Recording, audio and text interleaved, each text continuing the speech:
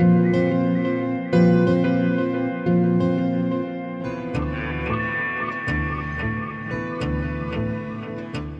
are you? It's raining, you might as well. It's going to be very, very interesting. I'm going to do humanity faces.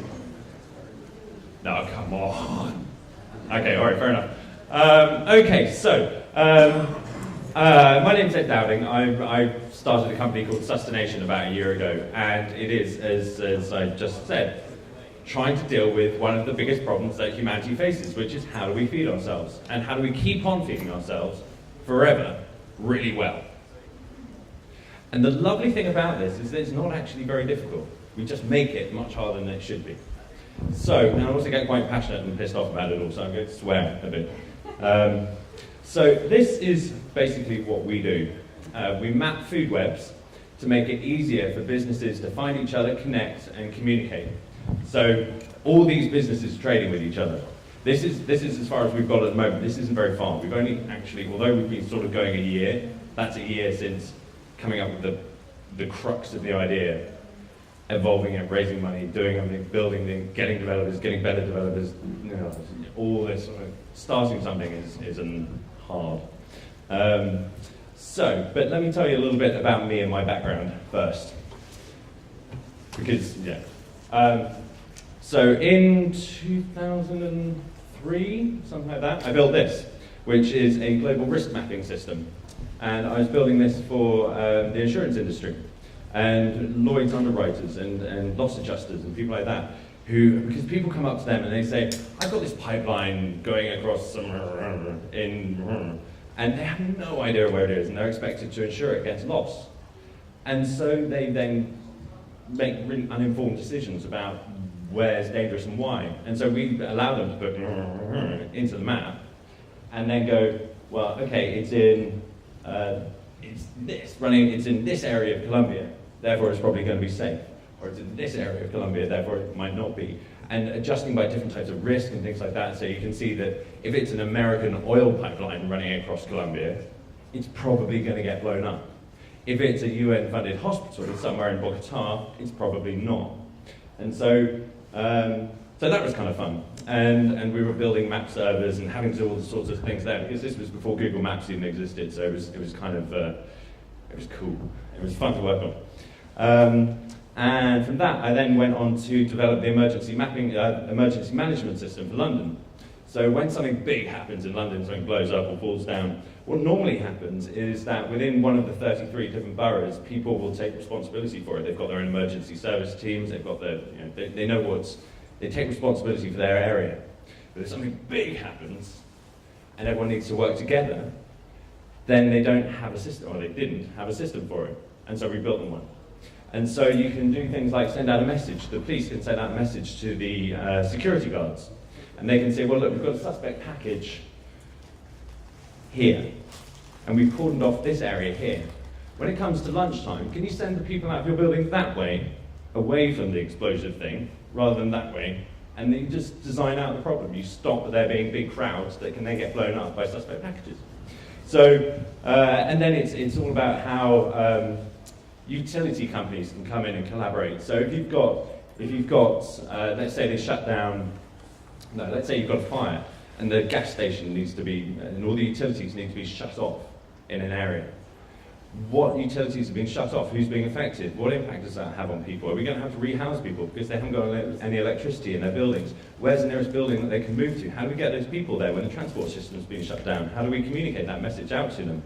And so on and so on and so on. So it was a way of getting lots of people to collaborate and share information in this vital situation, and use how they can contribute the minimal amount of information to make the biggest amount of impact. And so, so that was good for a while, and did that for 4 or 5 years. But I wanted to be a smallholder. And did anyone see this program? Jimmy Doherty doing A Farmer's Life for Me. You saw it. Anyone else see it? I'm good. I'm glad most of you didn't waste your time. This was the most absurd, ridiculous, stupid thing I've ever done in my life. No, it's not. But it was one of them. And so that was kind of dumb. But anyway, it would be lovely to be a smallholder, but I can't be a smallholder because you can't make any money out of being a smallholder, as everyone yesterday told you if you were in here yesterday, where we had lots of farmers talking about it. And if anyone knows SOS Dairy as well, the dairy prices and the milk prices, it's hard. It's really hard making a living being a farmer. But it shouldn't be, because everyone eats. So how do we make it so that it's possible to make a living being a farmer? Because it's kind of important. Comes down to this big problem here, that food is too cheap. And the thing about food being too cheap is that it's not actually too cheap, it's just too cheap where we tend to pay for it. So it's too cheap at the till, but then what we don't realise is that we're paying for that food, we're paying for the pesticide that's produced that food in our water bills, we're paying for the impact on our NHS treatment, we're paying the impact on diabetes, as it's called, diabetes and obesity, the two sort of food-induced health crises of our age, cost the NHS 10% of its budget. And this is absurd. The impact that the food is having on our health and our biodiversity and the world around us is huge. But we're just not paying for it at the till because it's all subsidised and lots of externalities, as Shane was talking about earlier. So it's how can you get a fairer price for food? How can you make food more expensive? Or how can you deliver better quality food?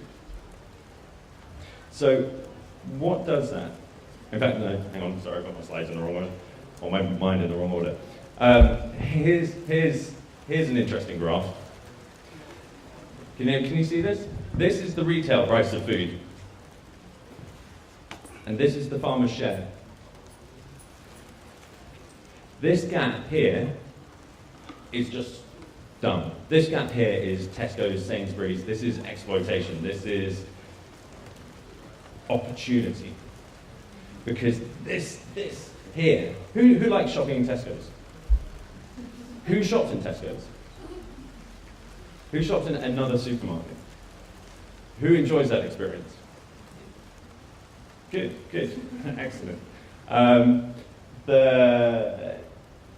This bit is the opportunity to make you happier in your shopping experiences. It's the opportunity to give people something that they want, something that they feel is missing. Deliver them better food in a better manner. And what it says is that there's the economic incentive to do so. Because if you can just come in here, or here, or here, you can improve things for these guys, and you can still make a living out of it, because you're still making that much profit. So there's tons of opportunity for innovation here. So it sort of begs the question, what is the right size for different components of the food system? I keep on standing in front of it, sorry. What is, are supermarkets too big? Are farms too big? Are distribution companies too big? Are they too small? Why isn't this working? Why is there this dissonance? However, I'll come on to questions at the end, that's right. Why is there this dissonance between what we want and what we get? And so if you look at the right size for food production, actually there are lots of different viable scales, and I'm glad that he's come back in for this bit. This man's a farmer on a couple of 100 acres. Sorry? How much do you farm? 120 acres. So there are lots. I said a few days ago. So there are lots of different viable scales for food production, but one of the most optimal sizes for units of production for fruit, veg, and sub-field scale agriculture is a smaller unit of production. The smaller it is, the more attention you can give that land space, the greater the yield you can get from it, because you can do sort of integration and permaculture and vertical stacking and so on and so on. Now, but if you look at supermarkets, the big four supermarkets account for 75% of the money that we spend on food. That's huge. Just 4 businesses. 96% of food enterprises employ less than 250 people. So, whilst it doesn't quite match up if you think about it, but what we're basically saying is that there are an awful lot of people struggling and competing with each other, unnecessarily, really. In this space here, an awful lot of food businesses are trying to make a living, trying to eke a living out of this area here. And if you look at, this is food businesses by turnover. That's that's £500,000, up to £500,000 up there. So almost everyone is a small to medium-sized business. So how can we help these people make a difference? How can we help these people deliver the quality food that we want? How can we make it easier for them to access and to work with farmers, to work with local producers, to shorten supply chains? How do we make it easier for these people to make you happy and give you the food that you're looking for? Our mission is good food for everyone, forever. It's blatantly nicked from a Colin Tudge book of the same title, which, if anyone hasn't read it, I strongly recommend it. It's absolutely fantastic and goes into all sorts of stuff about sensible units of production and so on and so on. He also runs something called the Oxford Real Farming Conference, which I think is happening in January next year, which, if anyone's got an interest in this stuff, is a really good conference to go to. Is the alternative Oxford? Because the Oxford is the main, the big. Exactly. It's like the I forgot what they call them at political conferences. Anyway, it's the sort of edge. Yeah. It's complementary to the NFU one. No. I wouldn't say complimentary. Yeah. So that's in early January. Anyway, that's very good. So how do you do that? That was the mission that I set out on. So I quit the city safe thing and doing the emergency management stuff. And I thought, right, I want to fix a proper emergency. I want to fix something important. And I looked at 4 different areas: money, time, politics, and energy. Because it seems that those 4 are fundamentally mismatched to what we need them to be. They're anachronistic. They're no longer fit for purpose. And how can we shift them so that they are? And people like Shane are already working on the money. People like 38 Degrees and a couple of other projects are doing the politics stuff really quite nicely. Time is a really hard one to build a business model out of. I'm big in finding business models behind things because I think it's an excellent vector for getting things done, because people get on board and money drives stuff. It's weird, but it does. And then it struck me that actually food crosses all of these really nicely, because we all eat pretty much every day mainly. It works on annual cycles. It's responsible for about 25% of our greenhouse gas emissions. It's responsible for 70% of up to 70% of our fresh water use in Europe. And it's a brilliant thing that everyone understands. Everyone's got an opinion about. And everyone can relate to it one way or another. And so I thought, yeah, let's work on food. And if you're going to work on food, what's the mission you're going to work on? That one. So good food for everyone forever. And I sort of thought about, like, how do you reinvent the supermarket and all that sort of stuff. Can I heckle? Yeah, go on. You should say fair price, good food forever. That includes producers and consumers. And the fair price is critical to that. I would, yes, you're absolutely right. I sort of wrap that up in the for everyone. Yes. Because if it's not fair price, not everyone's going to be able to afford it. But yes, I take your point. I could express the economic imperative. So I've got an awful lot of stats about the food system, but frankly they are far, far, far too depressing, and it's already raining. So I'm just going to give you a few slightly disappointing highlights, or lowlights. So as we were saying yesterday, the oil, fossil fuel dependency in the food system is insane. It takes 9 calories of fossil fuel for every 1 calorie of food that we produce. 9 calories of fossil fuel for every 1 calorie of food. Salad bags, it's 57 calories of fossil fuel for every 1 calorie of food. Like, that doesn't work. Not when we know what we know about peak oil. Not when we know what we know about peak phosphate. Peak phosphate, phosphate is one of the building blocks of life, and it's mainly derived from, it's mainly got from rock phosphate. And the sources of rock phosphate are North Africa and China. Neither of them are known for their tremendous stability. Neither of them are really known for wanting to export to us, and both of them are growing and wanting to keep hold of their fertilizers. And so the price of rock phosphate will increase and increase and increase as populations and demand, local demand grows. But then it's going to run out in 30 to 60 years' time anyway. So we've got these two big drivers saying that basically our entire food system has to change. We're going to run out of fuel, we're going to run out of fossil fuel, we're going to run out of phosphate. And even before we run out of fossil fuel, we also shouldn't be burning anyway, because we're already well, shame to say, we've passed tipping points. And so we can't actually afford to take it out of the ground or burn it. So if as, I'm sorry, I didn't get your name. Mark was saying, food is so vital. You know, peak food is the thing that we should be really worried about. Food is the one thing that we absolutely need. There is no substitute for it. We can get by with less energy. We can turn off power stations. We can put on jumpers. We can insulate our fucking houses. If anyone's got uninsulated houses, please go and insulate it, and we can shut down some power stations. It'd be lovely. Or if anyone, yeah. Anyway, that's a side thing. We don't need more energy. We don't need more houses. We don't need any of this sort of stuff. But the one thing we absolutely do need to make sure that we've got more of in the next 50 years is food. Because in the next 50 years, we're going to have 50% more people. And we need to feed them on at least 50% less energy and considerably less fresh water. 100 million people in the EU already experience water shortages. Drought affects 26 out of 52 American states. 52? I think it's 52, isn't it? You know, this is a big problem, and it's really, really broken. And there are so many nice solutions for fixing it. Let's see, are there any other juicy stats in here?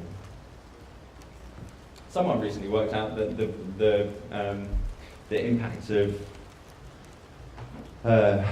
spraying pesticides didn't actually work. It was economically neutral because it costs so much and it's so subsidised, and then it runs off and it has such biodiversity impact and such health impact. In the EU, it costs us 206 million euros treating pesticide-related diseases. And so it actually worked out that it was a kind of dumb thing to do anyway. Like even using contemporary economics, measuring everything that we do now. But of course, we don't do it in quite the same way that we should. So, but the lovely thing is that people are awesome. Look, who was in Change Talk? The re-economy stuff just before this. Okay, if you weren't, you missed a really good talk, but I'll stop referencing it in that case if fewer people were here. But our capacity to sort shit out when we really need to is epic. Our desire to be better people and work more with our friends and neighbours is huge. We are lovely. When we stop thinking of everyone else as being other people and distant, we're actually really nice. You can turn around and have a conversation to anyone, and it's kind of cool. Some people are a bit weird, but you know, they're all right. So we want these relationships with responsible suppliers. We want people not to make us part of some evil system. We don't, like, I shouldn't have to ask when buying a computer from whoever, yeah, did a child slave make that? I don't, yeah, of course. Why are you making me ask these questions? I shouldn't have to be responsible for your manufacturing process. I shouldn't have to worry that mining this stuff creates war in the Congo. I shouldn't have to take responsibility for that. I want a relationship with responsible suppliers. And responsible food suppliers tend to be ones that you know, tend to be ones that are nearer, are smaller. And the smaller units of production tend to have, tend to absorb those externalities, tend not to use pesticides, tend to work towards organic or towards organic principles. And so they tend to be nicer people. And similarly, the shops that you then buy from, the local community shops, the community pubs, village pubs and local pubs, run by people that you know. And because you've got that relationship, you trust them. And they in turn respond to that trust and react to that trust and deliver to it. And they won't screw over other people. You know, you're not going to get your local shop doing a buy one get one free deal that he's worked out with a local farmer, and by the way, farmer, you're going to pay for it. Get Tesco's doing that. You get supermarkets doing that. You can't get local shops doing that. So there are lots of stats up here about how lovely people are and how nice people are and how 92% want to pay more to eliminate pesticides, and 42% want to pay more for British food, and so on and so on and so on. Actually, they don't. This again, it's another gap, it's another dissonance. We want to think that we're those people, but actually when it comes down to it, look, I'm tired, it's just here at the tube station when I get home, or I've had my online delivery and that's fine. And most people, I'm not necessarily talking about you, so if you don't relate to this, I'm really glad that you don't relate to this. But lots of people do that. Lots of people find it just a bit too inconvenient to be the people that they want to be. So, how do we make it easy for them? How do we make it so that the good food that they want it's already in the businesses? Their default choice, no matter where they go, is going to be locally sourced, is going to be good, is going to be organically grown. How do we make sure that it's on the menus? Every menu, of course, has local food on it. It's not shipped in and deep fried and manufactured ready meal from Christ knows where. So, damn it, I got my slides wrong, sorry. All my head were on one or the other. How do we get good food on the menus and on the shelves?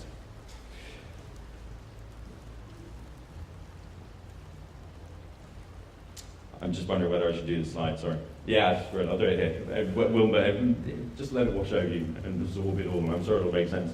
So the question of what delivers good food for everyone forever is smaller units of production, because you have low inputs, high outputs. You don't use fossil fuels, you don't use pesticides, you don't use crap that we don't want. But you do get a relatively high output per area, because you can do the integrated farming that I was talking about earlier, the stacking, the permaculture, you close your nutrient cycle. You can have green manures that put the nitrogen back into the soil, so you don't have to import it. You can have a food system locally, so you can actually create the local complexity, which delivers a higher yield, which in turn then delivers a result, and lots of them. Your 300-acre farm becomes 100 3-acre farms. And they can all be experimenting with different things, with different varieties, so you get rid of the monoculture and the risks of monoculture. You have more trees growing, so you get greater soil retention, less topsoil erosion, and so on. So you have a more resilient food system. You also have one that demands more labour, which is brilliant, because look how many unemployed people there are, especially in Spain. 40% youth unemployment in Spain. Spain can be producing a hell of a lot of food. Think the amount of sun they've got. Slightly screwed on the waterfront. But if they started farming using more ecological methods and retaining more water on the land, actually they could turn that around really easily. Not that easily, but pretty easily. Durably. Certainly beats turning into the Sahara, doesn't it? And so if you've got 300 little farms, whereas before you had one, then you're going to have greater collaboration, greater communication, greater connectivity between all these ones. And you're also going to have shorter supply chains. This is going to be an adventure. What slide comes next? Okay, so I'll tell you a story, but I'm getting on to what we do. So let's tell you a story about some coriander. So I used to live there, somewhere, just near Axminster. My girlfriend was a farmer a grower at River Cottage. And there's a farm here, Trill Farm, Ashley and Kate run it. And they've been running it about 18 months. And in one of the polytunnels that they hadn't really sort of taken under cultivation yet, there was just lots and lots of coriander. And it was self-seeding and just grew. And they've got 7 or 8 different customers that they serve locally. And they said, to all their existing customers, would you like any more coriander? No, I can't do anything more with it. I've already got like 1 million bunches that you gave me last week. I just can't.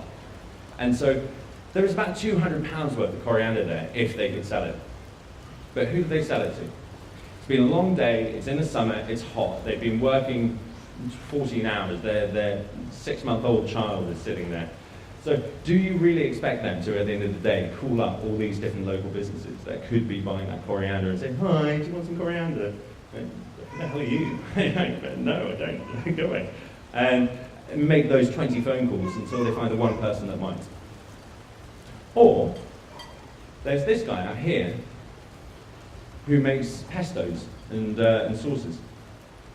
And he loves coriander because he can turn cheap coriander into expensive coriander pesto, which he can. So we then hook them up. This guy turns that 200 pounds of coriander into about 800 pounds of pesto, sells it to local farm shops, who then in turn sell it, and you generate about £2,500 worth of economic activity from something that was otherwise going to be compost. So, who knows what the local economic multiplier is? Who wants to explain what the local economic multiplier is? Sorry. Who knows what the local economic multiplier is? Does anyone want to explain? No, I don't explain. I don't talk too much anyway. Okay. All right. Explain it if you like. Go on then. It's if you spend £1 with a local business that also spends that pound with a local business, then that pound sort of circulates and doesn't leave the area into some basically shareholder's pocket, essentially. Spot on. So, if as a farmer I employ a labourer, that labourer goes and drinks in the local pub then buys the food that I produce. You've then got a nice little cycle of money circulating in the local economy before eventually someone in that local economy needs to buy a tank of petrol or something and it zips out and leaves. So if you keep money local, and this is again kind of what, is anyone using sols? Anyone know the Brixton pound, Totnes pound, Lewis pound, Bristol pound? All these local currencies are working that angle and saying if you keep money local, it has 2.5 to 3.5 times the impact that it would if you were using another currency, because there is an active effort made to spend it with local businesses. So, if we can relocalize food supply chains, we keep more money local, we keep more, we increase opportunities for employment, we increase opportunities for retail, for healthier food, for healthier economies, and so on and so on and so on. It's this wonderful virtuous circle all of a sudden. Hands up if you're single. Okay, yeah, good, right, this can work. Stand up, single people. Sorry. Okay, have a look around you. Sorry, you don't have to talk to each other after this.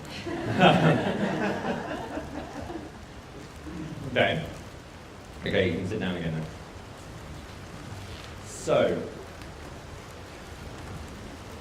what we did then was we took information that exists out here. We took information that's already there, it's just that we didn't know it before. We then made it visible. And if you do want to talk, you can go and hang out after the talk. I'll give you a 15-minute break at the end. Oh, will I? Christ, how am I doing my time? Yeah, I'll give you a 15-minute break at the end. And you can go and have a little chat.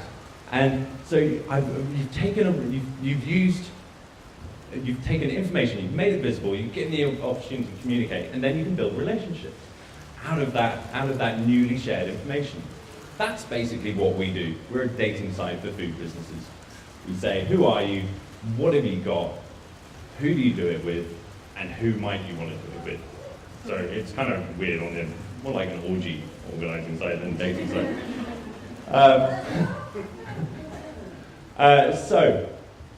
So here's a screenshot of what we do.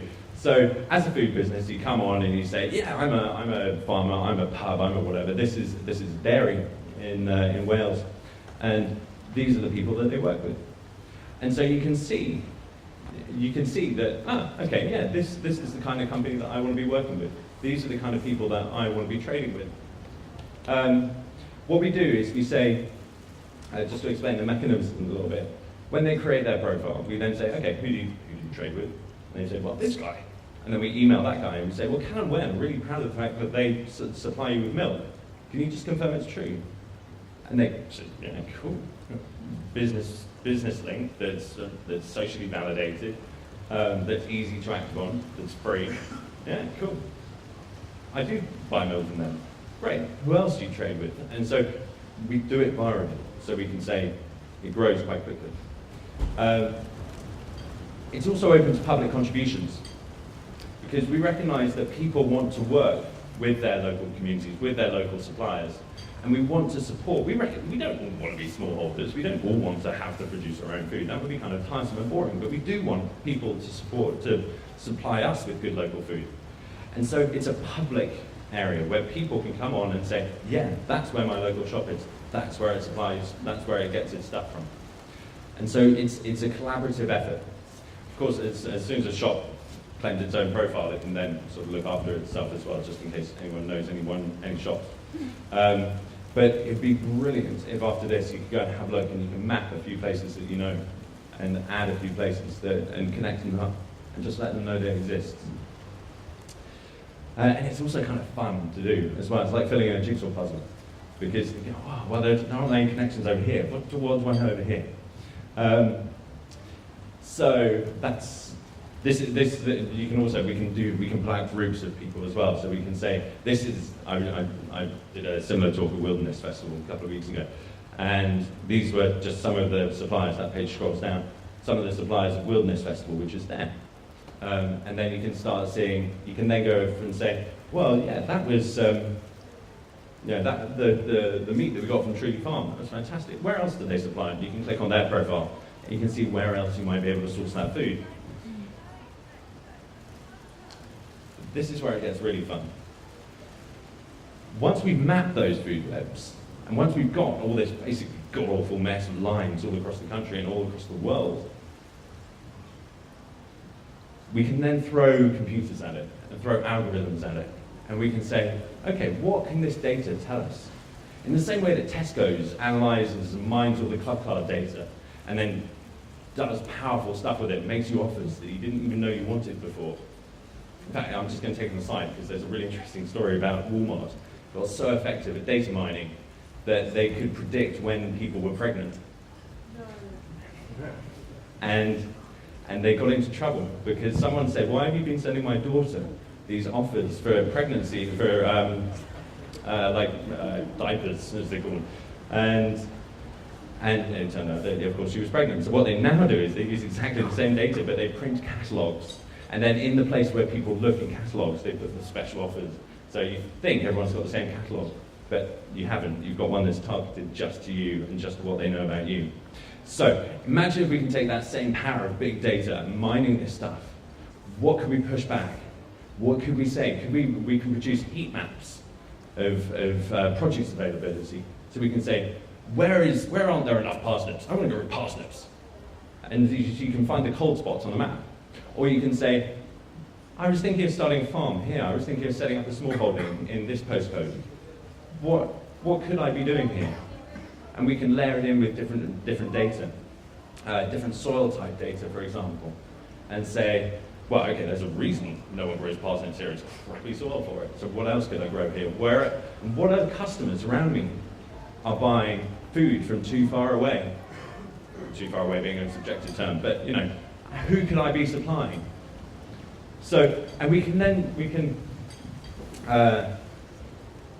none of those graphs really show it, but we can say, okay, so you cluster of 17 businesses over here are basically delivering into these cluster of 20 odd businesses over here. So if you just called each other up and met for a pint, you could probably work out how to save yourselves 1,000 miles a week, 10 hours a week, and save yourself delivery costs, probably take a couple of vans off the road, maybe create a job for a delivery driver, just through some simple collaboration. So it's helping small businesses save costs and increase their opportunities for revenue, helping people find jobs. And it's by just opening up this data, by making information visible, and by saying, there it is, go and fix shit. That's what we do.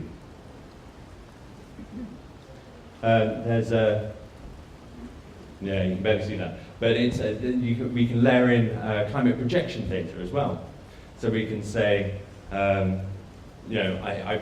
here, for example, what could these guys be growing in 10, 20 years' time? What's the climate going to be like in 10 years' time? What's the sea level going to be like in 10 years' time? Did you know that 57% of grade 1 English farmland is below sea level? And incidentally, we aren't funding any sea defences anymore. So a lot of the fens is going to be flooded sometime quite soon, possibly in our lifetime. And that's not cool. That means an awful lot of good food production, productive land has been taken out of service. So if you can say, you know, what is the climate going to be like? Is it going to be warmer? Do I need to build polytunnels? Should I be planting walnut trees? Walnut trees take 20 years to come to fruition, but they are an excellent substitute for wheat. Should we be planting walnut trees, and where can we plant them? Should I be planting olives? And so on and so on and so on. So it's again, just throwing out information and saying, let's make things better. Let's act. Let's take this information that's currently being kept in lots of different silos, bring it all together, work out what it tells us, share it with as many people as we possibly can. Simple. That's all we're trying to do. We aren't trying to impose any solutions. We aren't trying to say, you can't be registered if you're not GM. We aren't saying anything at all. It's like Wikipedia. It's just share what you know. And then maybe someone will come up with a great idea and fix it all for us. And there are lots of great ideas. There's no shortage of that. Someone was asking in the last session, what's the role of big businesses? And it's a toughie, because really some of them are really, really bad. And some of them try to be really, really good, but are also really, really bad. And I don't know the answer. Without them, you wouldn't have this business. Sorry? Without them, you wouldn't have this business. Would you rely on big business? Oh, but I don't want to have this business. No, I'm just saying is that without them, you couldn't have this business. That's sort of true, but I don't want to have to be the antithesis of Tesco's. I don't want to have to spend my life doing this, fixing other people's stupid problems. I would much rather just be off living a lovely, happy life, being a smallholder in the Pyrenees. That would suit me perfectly. But I can't, because every morning I listen to the Today programme and get absolutely irate with frustration at the stupid people not connecting the dots, and feel that I have to fix stuff, which is fun, really, actually, because it is. Yeah. And as I was saying, there are so many opportunities in this century. There is so much that is just, it's no longer a choice thing. It's not like, hey, wouldn't it be nice if we all had lovely food systems? It's a necessity thing. It's okay, what we do now just isn't going to work. I don't care how much vested interest you think you have in this, it's just not going to keep on working. So we need to change it. It must change. If it's going to change, should we just change it to something nice? Wouldn't that be a good idea? So, and that's what we do. That's how we try and help people do that, provide them with the information to create that change. Which begs the question, how do we make money out of the whole thing? So, and I put this slide in because I was having a chat with someone earlier, and it's an interesting point. It was quite a sort of epiphany moment of realizing, because I did a lot of research and wondered how people had tried to solve this problem, because obviously I'm not first at this one. And the key thing was that everyone tried to make money. And by trying to make money out of something, out of a food system which we know doesn't make money, you're charging people money that they just really can't afford, and a margin that they really don't want to pay. And if you're trying to relocalize food systems as well, maybe you can inveigle yourself to charge 7% on the first transaction, but the next transaction is just going to be cash on delivery. So you're out of that anyway. So it was saying, well, let's just not try and make money. Let's try and do less, and do more by doing less. And that was such a wonderful epiphany moment. Of course, we still do have to make money, but we make money by being good. We make money by creating opportunities for people. We make money by helping people save money. And we hooked someone up. Does anyone know Growing Communities in London? Just starting a new site up in Dowding, 4-acre site. They need 200 tons of compost. And we hooked them up with Veolia, who saved them £6,000 on that compost, on the cost of the grade 1 organic compost. No, grade 10. I forget what it is. Grade something. Organic compost. Saved them £6,000. But if we said to them up front, hey, we pay £300 for this service, we're not going to do that.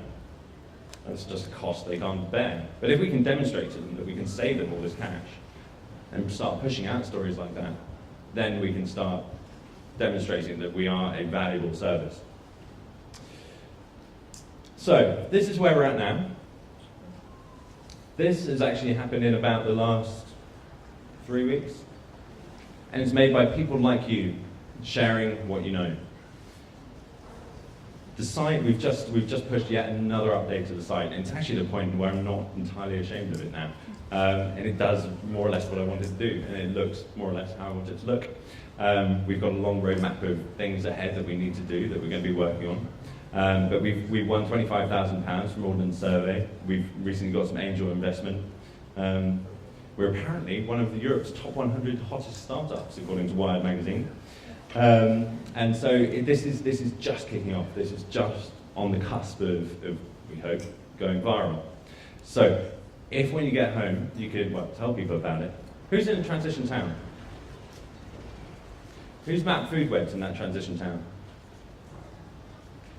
So one of the things that transition towns do quite often, because it's a lovely way of stimulating and supporting local economies, is map food webs. And so they can say, which businesses should we support? Who trades locally? What's going on here? What resources don't we have? What could we have? So please tell your transition towns about this. All this information is shared. It's freely available to anyone that wants to look at it. So there is no, we ask you to create an account just so that we can protect against abuse, but it's totally free. So take it, use it, do stuff with it, change your local food systems with it. Please go back and do that. Why the M4 corridor in South Focus? Is he doing very M4 corridor in South Focus? Because I live here, I lived there for a while, But if it's all and I lived there for a while. If it's all in the ether, there's no need for it to be there. I'm just curious as to... This is just because the virus has to start somewhere. It's, we're hoping, it's gone up there and up there on its own. But this is like 3 weeks worth of data. So ask me again by Christmas, and hopefully this will all be read.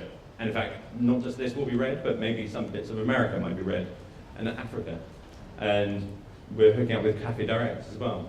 And so mapping their food with their suppliers. And so we'll have lines going out to Costa Rica and Guatemala and France and Switzerland and Finland and everywhere. I mean, this works everywhere as far as I'm concerned.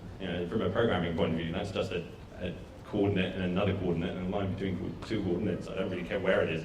So, yeah. But this is just where I know people. So I'm almost done.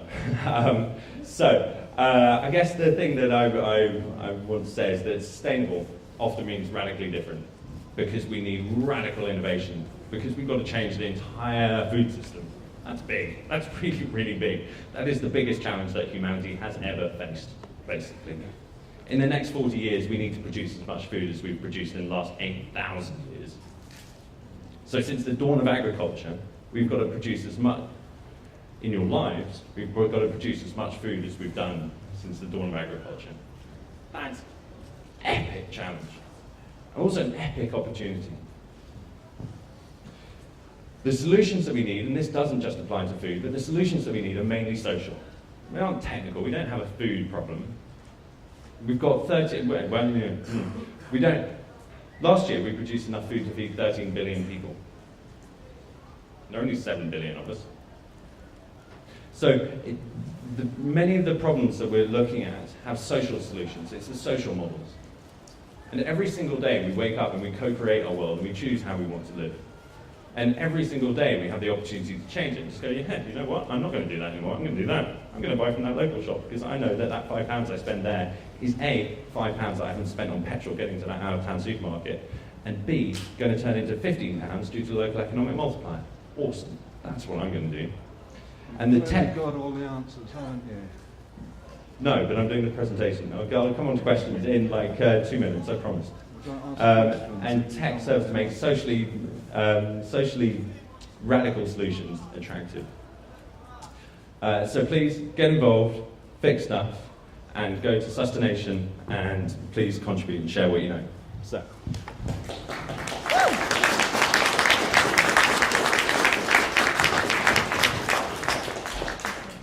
Yeah, Yes, what I've been trying to say for the last 10 minutes probably is simply to ask the questions about the urban conurbations. It's fine if you live in Glastonbury, it's fine if you live in East Coker or you know, a rural area, Lewis, or one of the primary transition towns.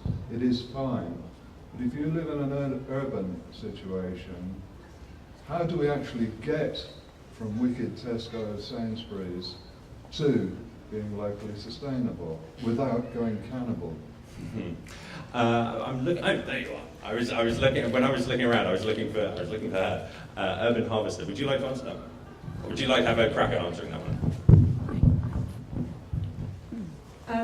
I can't give a complete answer, but I live in London and I'm vegan, so I can't go cannibal. But what I was, although most people around me, I mean, just to give you an example, I went supermarket free a few years ago. I went totally cold turkey and decided not to set foot in one again. And I found that was far easier, it turned out to be far easier than all the angsting about should I go in, should I not, when I'm in there, am I making the right choice from the shelf? And I suddenly found just by saying, I'm just not going to see them anymore, I'm not going to walk into them, my life became much easier. And then what I found is that once you stop looking at the supermarkets, you do see there are a few local independent retailers left. Now, there's really not many, but there are a few. But what I started observing was just over the last few years, there are less and less. So what I'm going to suggest is not everyone's going to have a local independent retailer that near them. But if we don't all start boycotting supermarkets and using what we've got, in a few years we won't have any. So obviously there aren't any magic solutions, but I do think we have to be proactive. There is also there's also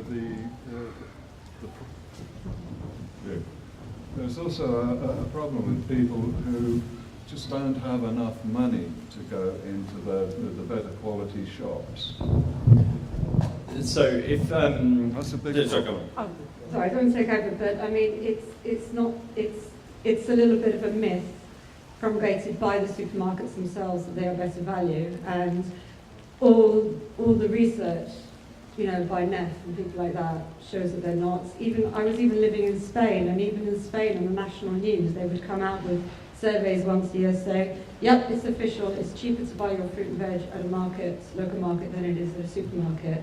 The point is, supermarkets have made very big business by using lost leaders and advertising to brainwash us into thinking they're better value, and they're not. And we can do some if we choose to. So if can I just chip in on that as well? Sorry, go on. Yeah, a single mother living in Mar Close, not such a respectable area of Yeovil, with, say, 2 children, it isn't that kind of choice. You know, it's not about the loss leaders, it's about getting food today. It sort of is about the choice. It's about creating the opportunity, and it's about making it easier to access an alternative. So if another part that we bring in next year, and actually sort of doing tentatively now, so when you create a profile now, we do customer demand mapping. And so we know that, yeah, I'd be up for a veg box if there were a veg box in my area, or yeah, I'd be up for joining a food group. So if that single mother joined a food group, and then that food group of, say, 50 people, or 30 people, or 20 people, one of them went once a week to Covent Garden Market, where you can get food, fresh fruit and veg, good quality fresh fruit and veg as well, often organic, coming in from local farms around the area. And you can get that at 60% of the price that you get it in the supermarket. Sorry, 40% off, 60% cheaper than you would get it in the supermarket.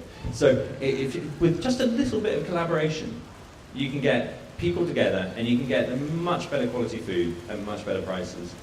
And now granted, at the moment, that the opportunities for those, you know, just the social awareness that that's even possible it's not broadly enough distributed yet.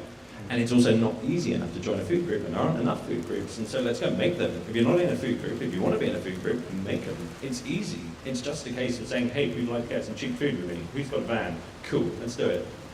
Done. The other, so one more opportunity in urban agriculture. More than 50%, well, in the UK it's about 75% urbanisation, I think, at the moment. Most of us live in cities. Well, rather than worrying about food miles, why don't we just grow food in cities? It prevents rainwater runoff, it prevents urban island effects, it provides more green spaces, it shortens supply chains, it provides a means of income for people, albeit a relatively small income. It uses space brilliantly. So rooftop gardens, urban agriculture, gardening on patios and things, and small back gardens. So, but then you've got the idea that you need more collaboration on top of that as well, because you've got to take lots of small amounts, aggregate them into a larger amount, and redistribute them back out, or just create the connections between people. So there is an awful lot going on in vertical gardening and rooftop gardening in cities at the moment. So that's also a really exciting collaborative production opportunity. I worked for Lush Oxford for a while, and we came up with this really interesting system where we were all on minimum wage, all in the same situation, all struggling, and we thought we need to sort this food situation out because none of us wanted to shop through supermarkets. So we spoke to our employer, we spoke to Lush direct, and we said, look, we've got a problem here, but we want a solution. So they bought a little plot for us, and we started doing local work together, just setting up a plot, going down there all together through our employers, and then we set up a veg box together, and so we were getting huge discount prices because there were about 25 of us all pitching in through our employer again, and we spoke to Lush again and said, hey, do you fancy giving a little bit to us, contributing in that way? So that was another way. And then we started thinking about, there must be more to this. So we told local businesses about what we were doing and trying to subsidise ourselves because we couldn't afford to do it anymore. So then we started getting contributions from stores around, and we got all our local businesses involved. And so they started giving us their leftovers. And so it's just about innovation, really. It's creativity and seeing a new direction, a new perspective, and using all those links. We separate ourselves too much and we see boxes, but we're all connected. Absolutely, fantastic example.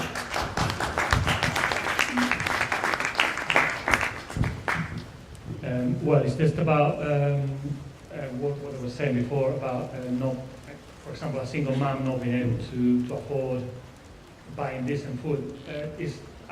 For me, that is clearly a myth. My work is really seasonal. In summer, I work a lot and I make a lot of money and I can afford really nice food. In winter, very often I don't have any work. I don't have any money. And probably about 95% of my food is organic. I eat organic food pretty much every day.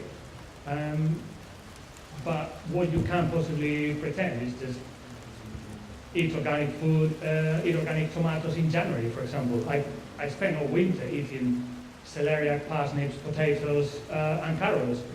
And I love them, but to be honest, by March, bloody boring. But for me, it's just not an option. If you buy that, I buy that organic food in winter for like, I don't know, £1.50 a kilo of parsnips or celeriacs, and they are really sustaining and they are really good for you. But of course, I mean, if you pretend to buy exactly the same things all year round, well, then you're not going to make it. Yeah. And something that no one really takes into consideration is that a single man might not be able to feed the child like good food in theory, but probably she's going to have a mobile phone or I don't know, or whatever, or a flat screen, and that is not taken into consideration. You can if you want. As with lots of these things, and you know that that's possible. Lots of people just don't even know it's possible, and so I think the fact that we know that there are alternatives out there is great. We know that. We aren't making those alternatives as abundant as they could be and as easy to access as they could be. Tesco's is right there. They see it every single day, and I shop in Tesco's. It's great. It does an awful lot of stuff really, really well. And I wish local independent shop could imitate some of their characteristics, like just being open beyond 5 o'clock in the afternoon. But the perception is, with all of these things, with everything that we're been discussing, the world could be totally different tomorrow if we just all decided it was going to be that way. But it's the perception that this is a hard thing to do that we need to break down. The perception for that single mum is that this is a really, really difficult challenge that I face here and I don't know how to solve it. And I'm not even sure whether I need to solve it. And so let's make it easier for them. Let's help them do it. And let's share this knowledge. Just thinking outside the box. Yeah. Thinking outside the box is not easy, but if you really want to, if you want to make it, you have to make the effort. And once you make the effort, then you realize that it's not really an effort. Yeah. It's just the first step that is hard. Once you're there, I don't know, I haven't bought anything in a supermarket for about 8 years.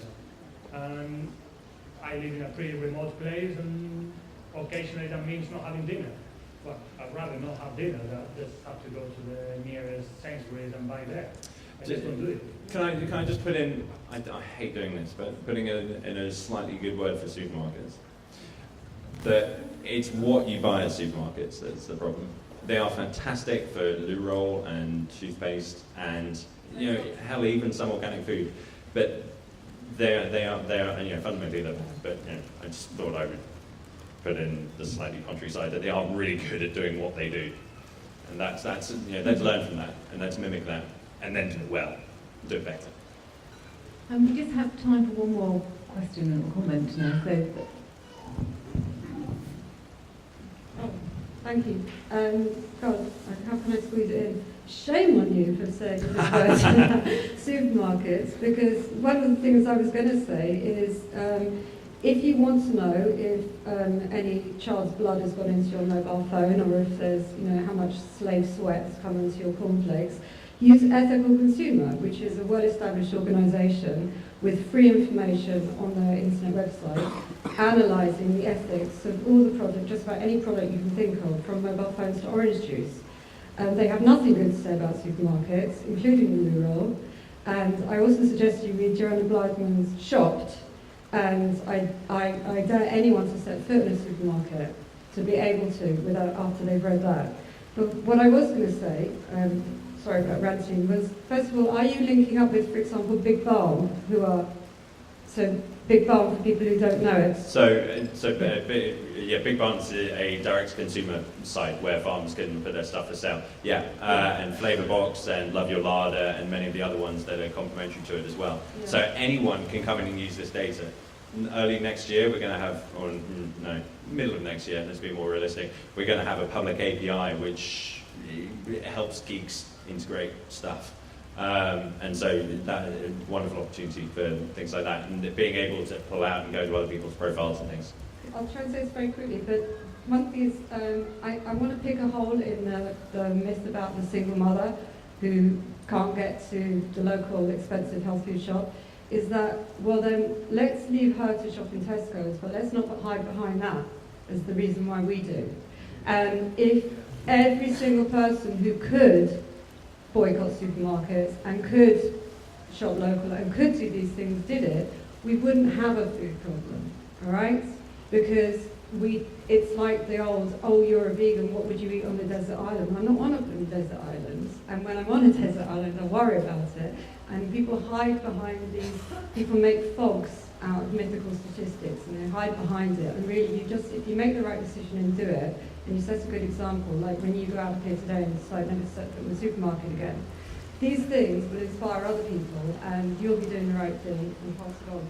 And we have to expose the bullshit of supermarkets as well, because all the things you're saying you want people to get, like knowing where things have come from and knowing they're related to knowing the local farms and local producers, unfortunately, supermarkets are getting there as fast as you are.